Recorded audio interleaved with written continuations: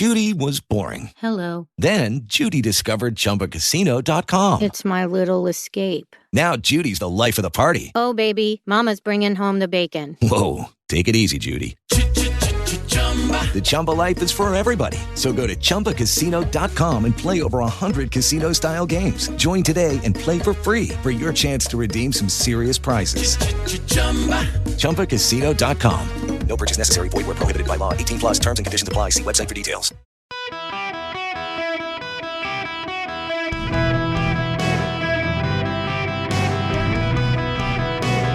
Welcome to the Eric Erickson Show podcast, Hour 2. Greetings, conversationalists. It's Eric Erickson here across the nation. The phone number, 877-973-7425. Coming to you from Washington, D.C. today. Actually had to fly in last night. You know, I told you guys I was going to Baltimore yesterday. I actually wound up going into Dulles. Got to the airport, got to the plane. I was like, wait a second, I think I'm on the wrong flight. Nope, Dulles. But nonetheless, I haven't flown into Dulles in like 20 years. Anyway, want to move on. This one, well, I'm going to go there. Do you know who Elliot Cutler is? Does the name sound familiar to you? He worked for Jimmy Carter in the Carter administration.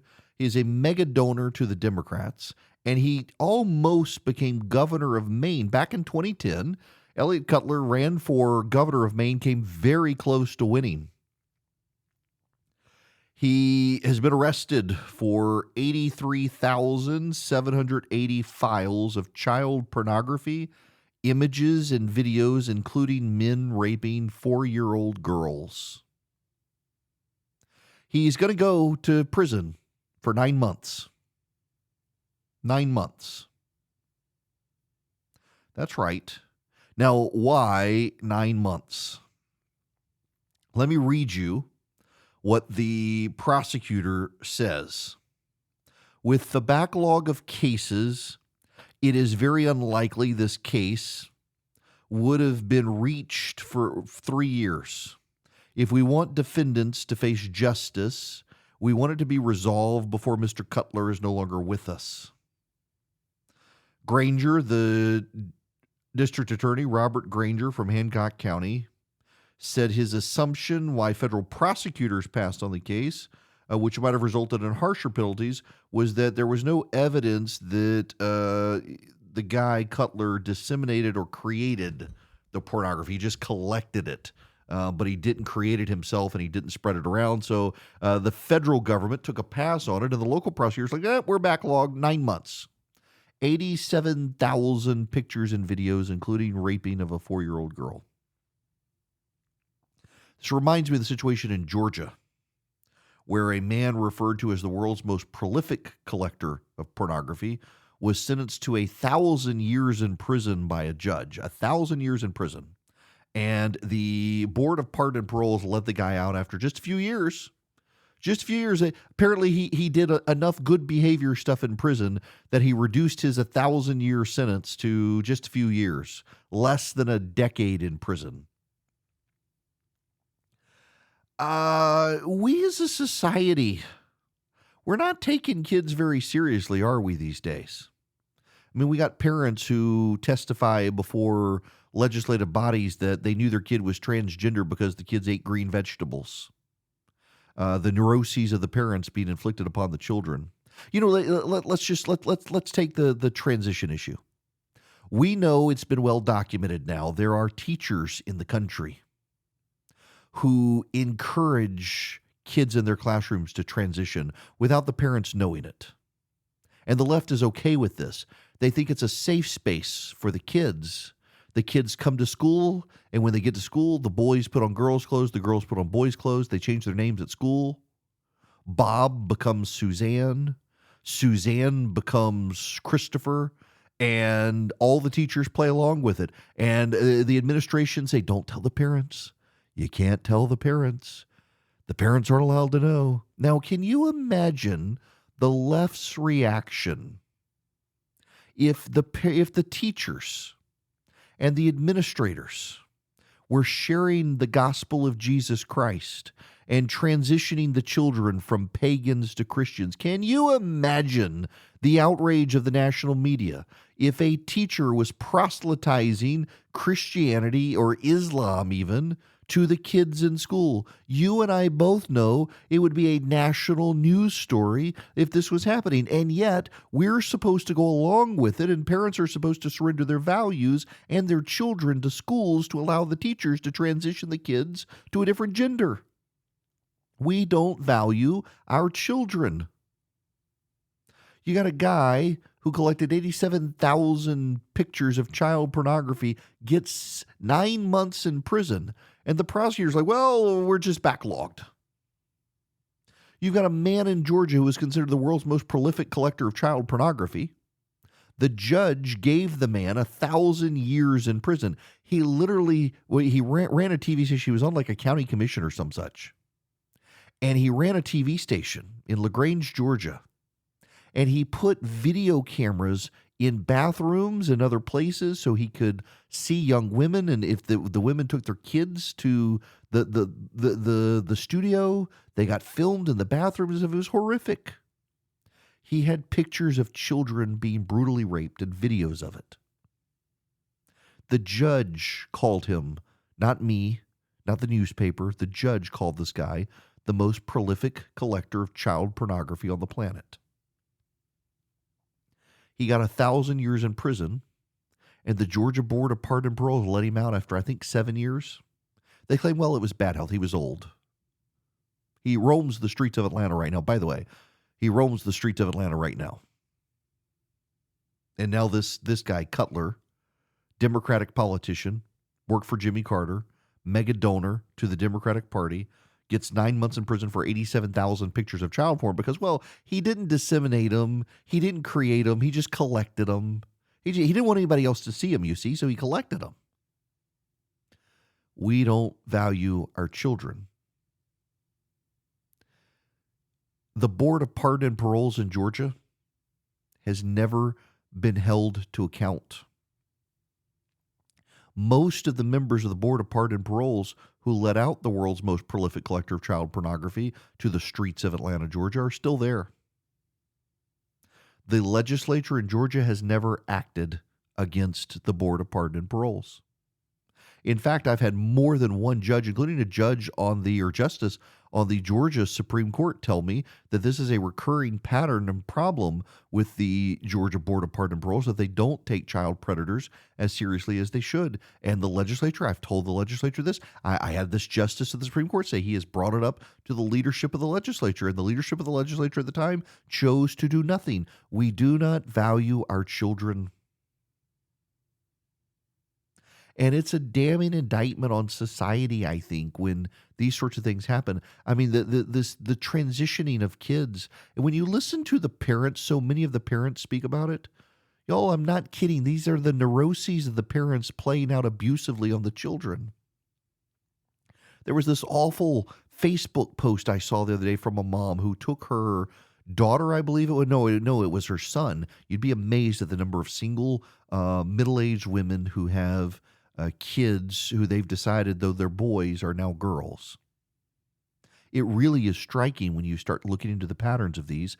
The number of middle-aged divorced women whose sons are suddenly girls. It's like, wow. But this particular mother in the comments was talking about how the son fought. He did not want to take the puberty blocking drug. He did not want to take the drug. He begged his mom to stop, and she knew it was just it was his body lashing out. Really, he wanted it. She offered him money. They couldn't come back. It read like child abuse. We don't take our children seriously in this country. And the Western world, kids seem to be expendable. I talked to you yesterday about the Vox story about the chickens. They're upset about male chicks being killed because they're no use to the egg hatcheries or to the egg producers. So they just kill the male chicks. As soon as they're born, they kill them. And now they're worried, the Vox writers are, that, well, they feel pain. And now we know that even when they're in the egg, they feel pain. And we don't want them to kill the eggs because they feel pain. Even though they're not born yet, they feel pain. After 12 days, science shows they feel pain. And these same people are okay with abortion until the moment the child is completely out of the womb, because who cares if the human being child feels pain in the utero? We don't value our children. Somebody said, I can't remember who it was, that if COVID was killing the young instead of the old, the people who were COVID skeptics would have responded rapidly to do something. They would have all gotten vaccinated. I don't believe that's true. I don't believe that's true. We're an abortion-on-demand society. We're giving slaps on the wrist to people who collect child porn. I mean, we got Joe Biden in office who creepily hugs kids in the weirdest ways, and we're going to pass on. We won't even get into his daughter's diary. We don't respect or value our children the way we should. We put them in failing schools where they get indoctrinated instead of educated. We create dependencies for them. I think it's a sign of a failing society, a society that doesn't value our kids. Christ said to value the kids, and it's a damning indictment on a society that doesn't value their kids, and we don't value our kids. I mean, you do. I realize you listening do. I do. I love my children. But collectively as a society, there's just something off in our society. We don't value the kids. You put a guy who collected 87,000 pictures of child porn in prison for 9 months. And because we want him to see justice, and he's old, so we just got to give him something. We'll stick him there for 9 months. You let out the world's most prolific collector of child porn on a 1,000-year sentence. He's out after 7 years because, well, he's kind of in poor health. So we decided to let him roam the streets of Atlanta. More worried about baby chicks feeling pain than children in utero feeling pain. It's kind of a damning indictment on our society. Now, that's not to say that other societies are better. I still think we're a better one than most others.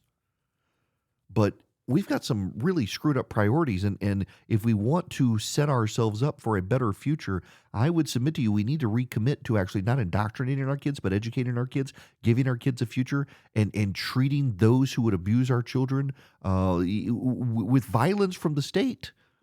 Ron DeSantis, God bless him, has signed legislation that'll give the death penalty to people who serially abuse kids in awful ways. Good for him. The rest of the nation should do the same.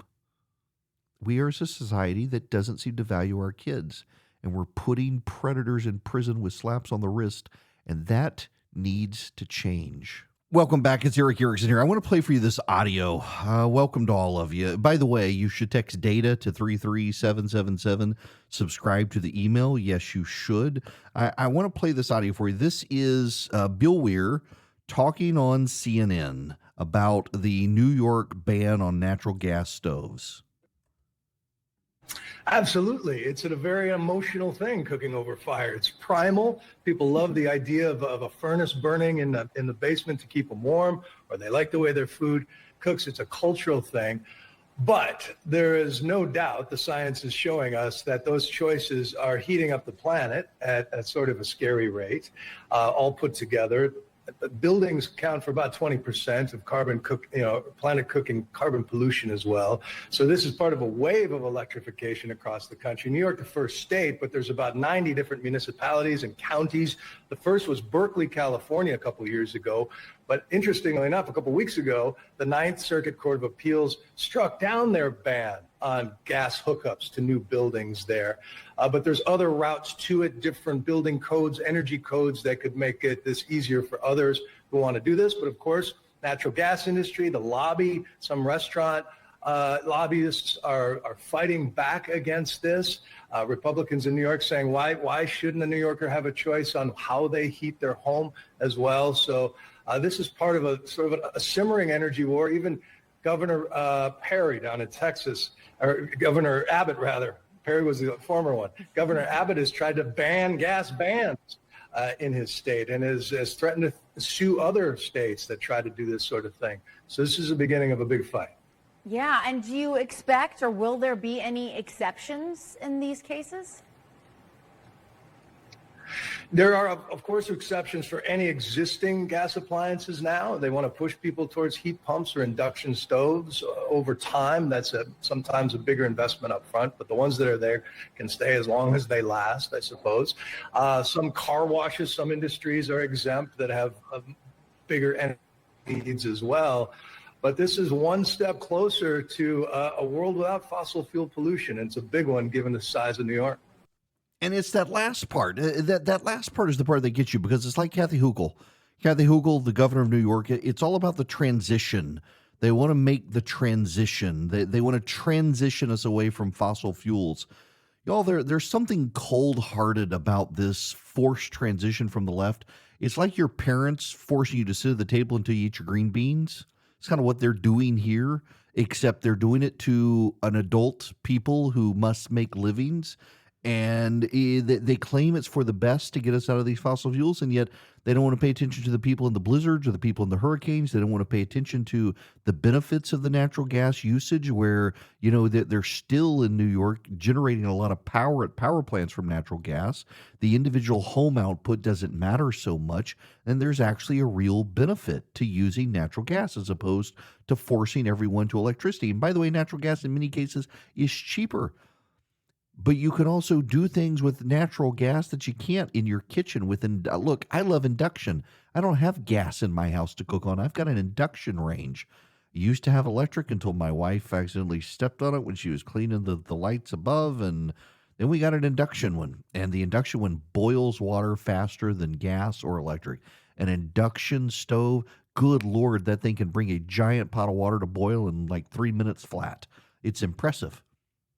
But I got a lot of friends who are chefs who love their gas ranges because they can char vegetables and toast up things right there on the burner.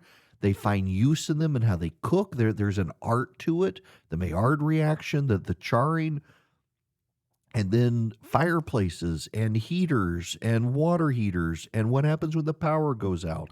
And instead, they're just treating this as if it's some great thing. Bill Weir is an activist, environmentalist. He laments fossil fuels and laments climate change, and he's pretty happy about this. We're not going to get fair and balanced reporting from the environmental reporter from CNN who's all in on this. And it's just the transition, and people will accommodate, and they can buy old houses. You know what's going to happen is the older houses are going to be sold for a premium. The older houses, they're going to sell the older houses, and the older houses they're going to make a mint off these older houses. But it's sad to see the media not contemplate the problems. It's sad to see the media not be willing to deal honestly with the situation that's actually happening. It's deeply frustrating to me to look and understand that they are kind of out to get us. They do view you and me as an enemy. And they do want to force us to change our behaviors with the power of the state. And I just continue to think that a backlash is going to come. Hello, America. Welcome back. It is Eric Erickson here. Yes, the Eric Erickson Show. Go figure how that works. I want to play for you a clip. This is Scott Jennings. I've gotten to know Scott in the last couple of years. He's a CNN contributor from the right. He lives in Kentucky. And I was actually with him last week when I was in Louisville, Kentucky.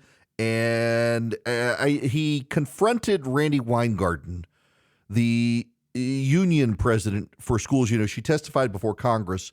She's trying to rehabilitate herself and gaslight us. Randi Weingarten was one of the chief and loudest advocates for shutting down schools and not reopening them.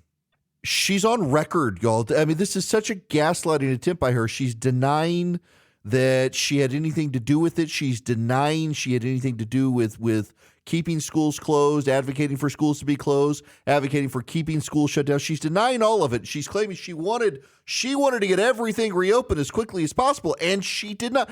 Objectively, she did not want that. She wanted the schools to be shut down. She supported unions around the country that were refusing, teachers were refusing to go to school. She did all these things. She put the teachers ahead of the kids. She didn't just put the teachers ahead of the kids. She put the teachers union ahead of the kids.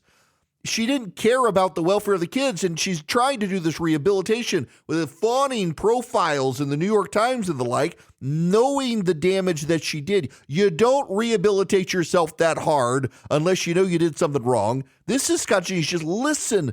This, by the way, this is why I think radio is such a powerful medium, because you can't see Scott Jennings' face. But listen to the emotion in his voice. Yeah, we don't know each other, but speaking on behalf of millions of American parents, I have 4 at home. I had to teach them at home. My wife had to teach them at home. I am stunned at what you have said this week about your claiming to have wanted to reopen schools. I think you'll find that most parents believe you were the tip of the spear of school closures. There are numerous statements you made over the summer of 20, scaring people to death about the possibility of opening schools. And I hear no remorse whatsoever about the generational damage that's been done to these kids. I have 2 kids with learning differences. Do you know how hard it is for them to learn at home and not in a classroom that was designed for them? And for you to sit in front of Congress and the American people and say, oh, I wanted to open them the whole time. I am shocked. I'm stunned. I'm stunned. And there are millions of parents who feel the exact same way. Okay. Go ahead, Ryan. Good for Scott. Good for CNN allowing him to confront her. So this happens in life. It happens in jobs. Very few bad guys ever think of themselves as bad guys. I want to say something, and it shouldn't be controversial. You know, Hitler was an evil, evil man. Hitler was a genuine bad guy. I was talking to a friend of mine who is a very deep in theology. He may actually be listening right now. He's very deep in theology, and you know, Christians are supposed to believe that we don't know whether people go to heaven or hell. That's God. Maybe someone had a last minute conversion. I was like, leave. And he brought up, I mean, we really don't know. Maybe before he ate the bullet, Hitler repented. It's like, no, I can assure you he did not. We will not see him in heaven one day. There is no way on God's good earth we're going to see him. Just leave it. Don't even try that with Hitler. Hitler's bad. Hitler's evil. Hitler's burning in hell, as it should be. Now, I'm not actually comparing Randy Weingarten to Hitler. I just need to make the point that I guarantee you Hitler did not see himself as the bad guy in the story. He didn't see himself as evil.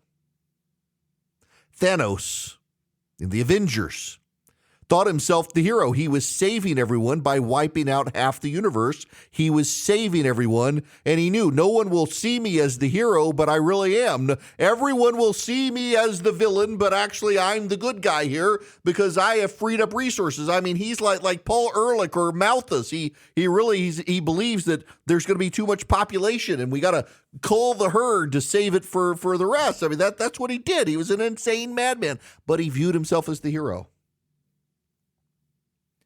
Dr. Fauci, Dr. Fauci goes to sleep at night and looks up at the Vanity Fair cover of him when he goes to sleep, realizing, gosh darn it, I'm just the best. I did the best and I saved the most people. You know, Dr. Fauci, when he goes to bed at night, looks at himself as, man, if I could have my own baby, I would. I'm just so enamored with myself for being the hero I am. Dr. Fauci's not the hero of the story, but he does. He views himself as the hero of the story. Randy Weingarten views herself as the hero of the story. It is very clear she views herself as the hero, as the protagonist. She believes she did what needed to be done to save everybody's life. She believes she did what needed to be done to save the children. and the teachers. And she did what needed to be done to get the schools reopened when they needed to be reopened. She does not recognize and denies that what she did was wrong or went too far or was too extreme or held children back. Because in her mind and in her circle of friends, she's the protagonist. And when she went to Washington, D.C., and she hung out with Congress and the Republicans berated her, she didn't care. They can't cost her her job. They can't cost her her livelihood. They can't do anything to her, and she can say it's just partisan rhetoric. Scott Jennings on CNN, sitting at the same table, could look her in the eye with the emotion in his voice and say, "Lady, most people think you were the tip of the spear." August 24th of 2020, Randy Weingarten, huge. Judge strikes down Florida school reopening order, says unconstitutional to require brick and mortar classes this month. Judge requires safe schools reopening. Thank you. That's her. In fact, her school union aggressively pushed at the local level for schools to stay closed. This is from December 2nd, 2020. How teachers' unions are influencing decisions on school reopenings. Throughout the pandemic, teachers' unions in many states and large districts have played a powerful role in negotiating school closures and reopenings. And with coronavirus cases surging around the nation, the labor groups are continuing to flex their political muscle, most often pushing for a more conservative approach in getting teachers and kids back in buildings. While not all districts need to reach an agreement with their unions to resume in-person instruction, they do need teachers to show up. And in many cases, unions are arguing that they do want students to go back, but only when particularly safe precautions are in place. Teachers' unions have an outsized voice, and you can't do reopenings without the teachers, says Bradley Mariano, an assistant professor at the University of Nevada, Las Vegas, who studies educational governance. Several statewide teachers' unions, including the Illinois, Maryland, and Wisconsin unions, have put pressure on their governors to shut down schools across the state or set clear benchmarks that indicate or dictate when districts will have to close their doors. 11 states, including the District of Columbia and Puerto Rico, have state-ordered full or partial closures in effect. The United Federation of Teachers in New York has been vocal during the twists and turns of the city's reopening journey. The union first backed the mayor's plan to close schools where the city hit a 3% positivity rate, a threshold more conservative than most in the country, and is now supportive of a phased reopening of schools in parts of the city where transmission rates are low. That was December 2nd of 2020. My kid's school was reopened in August of 2020, and they never shut down. Areas that had high union concentration stayed shut down. The New York Times, January 8th of 2022.